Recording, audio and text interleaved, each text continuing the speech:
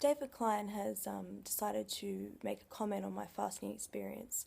Apparently he's spoken to Doug and now he's come out with these statements.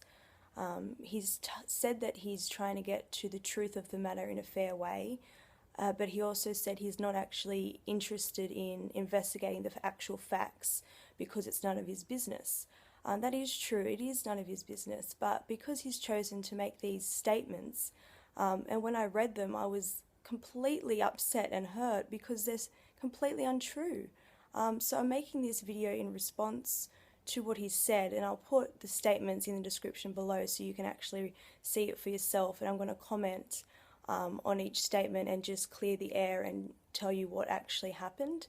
I also want to say that I take 100% responsibility for going to fast. I sincerely believed it was the best choice for my health at that time, but we all make mistakes, and I'm living and learning. I know people don't want to believe what I'm saying is true, but I really hope what I tell you doesn't fall on deaf ears, because this is actually what happened. I'm going to read to you what David Klein has written. Here is what I recently heard from Doug Graham. Leah showed up in Costa Rica with serious problems she had not revealed. In her pre-fast application, she wrote that she was having some digestive problems. She arrived with long-standing bleeding ulcerative colitis, so she hid vital information. This was a serious mistake on her part. A fasting doctor needs a full and honest health profile disclosure. She was required to reveal the truth for her own safety. She elected to fast and revealed her severe condition to Doug Graham and elected to continue the fast. Leah revealed that she bled daily for a year before coming to the fast. Here's my fasting application that I filled out and sent to Doug. I'll just go down, show you, there's my name there, and here is where this time and date stamp it was created. As you can see, the 7th of December 2013. And also here's the email that I sent to Doug enclosing my application form.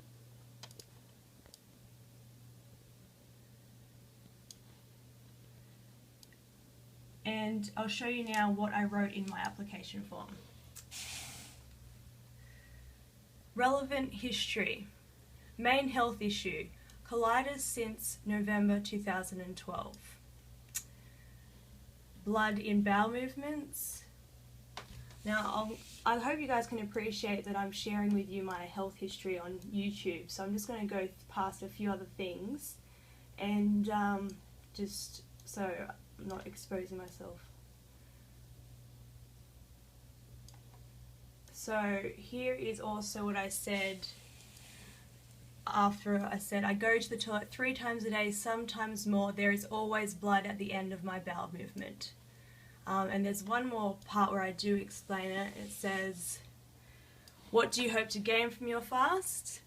I hope to regain my health and fitness by healing my digestive problems so I can digest foods without any problems and don't have blood every time I have a bowel movement. See, I clearly did reveal to Doug that I had ulcerative colitis, that I've been bleeding for a year since November 2012.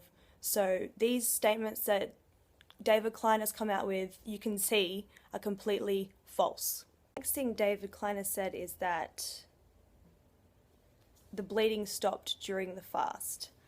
Now that is correct. I kept a detailed diary of my whole fast, and I wrote down every single time I went to the toilet what it looked like. So I do have a whole account of which days I was bleeding and which days I wasn't. I'll quickly just run through with you. Day 1 to 10 that I fasted, blood at every single time I went to the toilet. Day 11, I did document that I had diarrhea 4 times and there was no sign of blood. Day 12, I had diarrhea. Day 13, no sign of blood. Day 14, I did have diarrhea throughout the day with no blood in it, but then at 6 o'clock that night I had blood.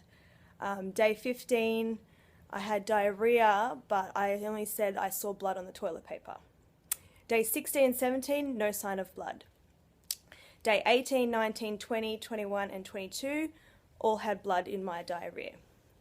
Day 23 and day 24, no blood. And then I broke my fast on day 25. And during the day I had diarrhea, but after I broke my fast, I did say at the end of the day that there was blood in it, and I was telling myself that it wasn't blood, but in my diary I wrote down saying, I think it's just old blood. Day 26 onwards to the time my mum got there, I did have a lot more diarrhea every day, and I was still bleeding. I was being told by everyone that it wasn't blood. I actually had two of the interns, I actually asked them to come check my stools because I was like, I'm still bleeding, and they said, no, you're not bleeding, that's just watermelon, or that's just tomato, and I believed them.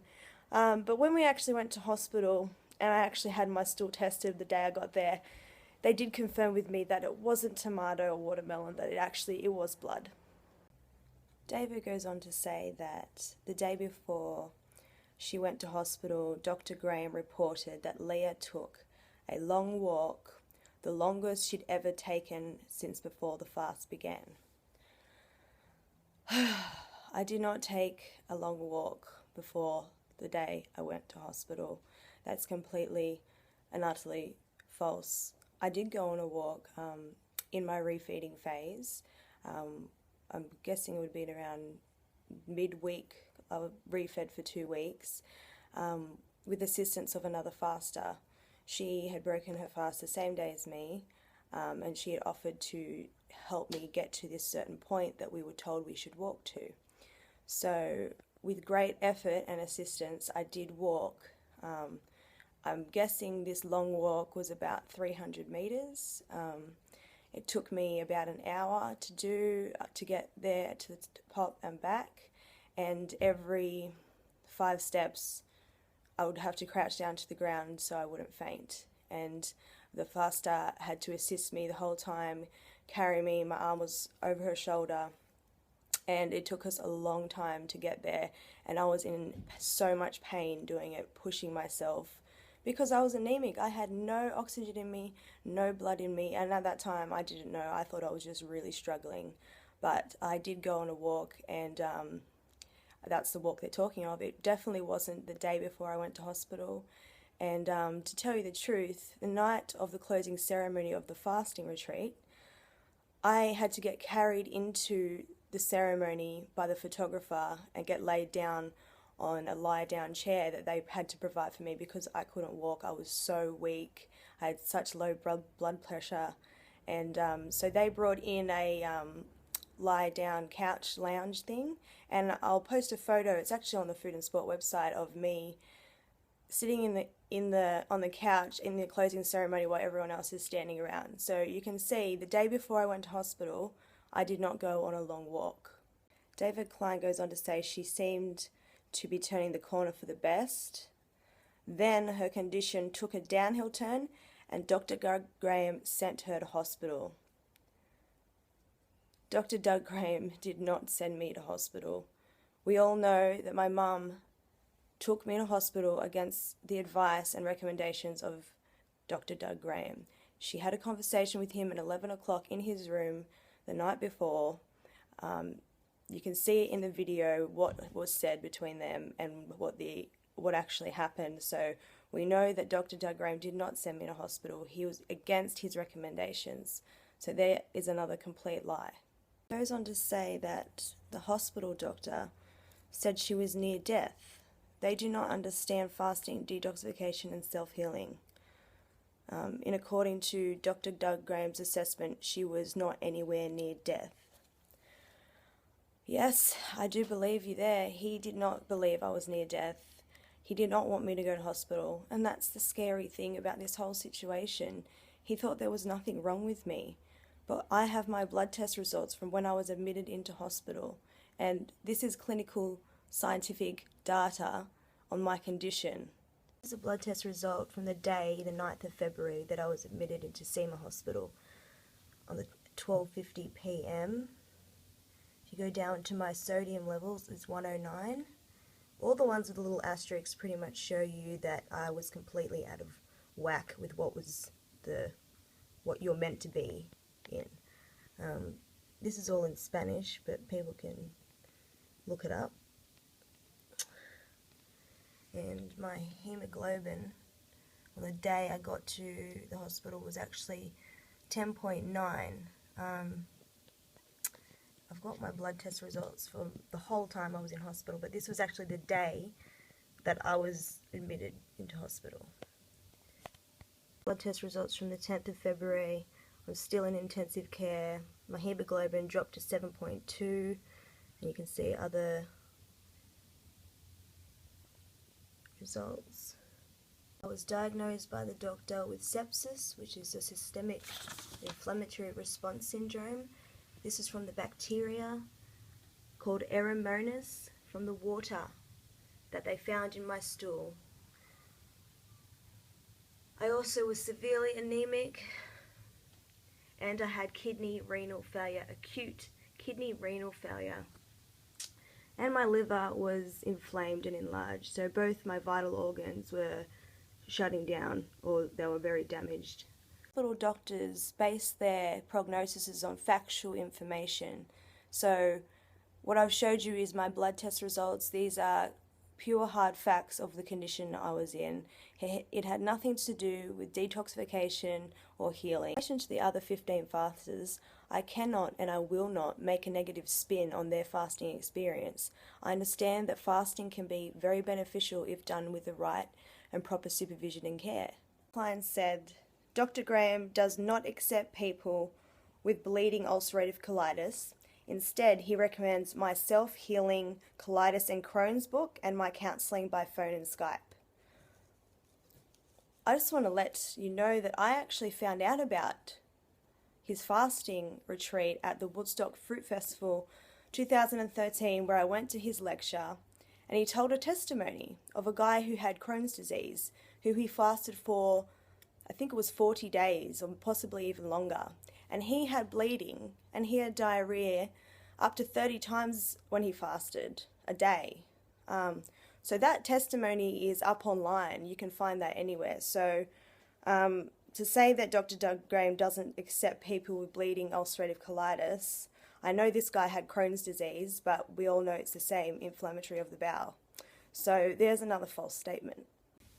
So David Klein said that Dr. Doug Graham doesn't accept people with bleeding ulcerative colitis. Instead, he recommends his self-healing colitis and Crohn's book and my counselling by Skype. And I actually do have David Klein's self-healing colitis Crohn's book. I actually bought it on the 22nd of November 2012. And I also did have a Skype consultation with David Klein.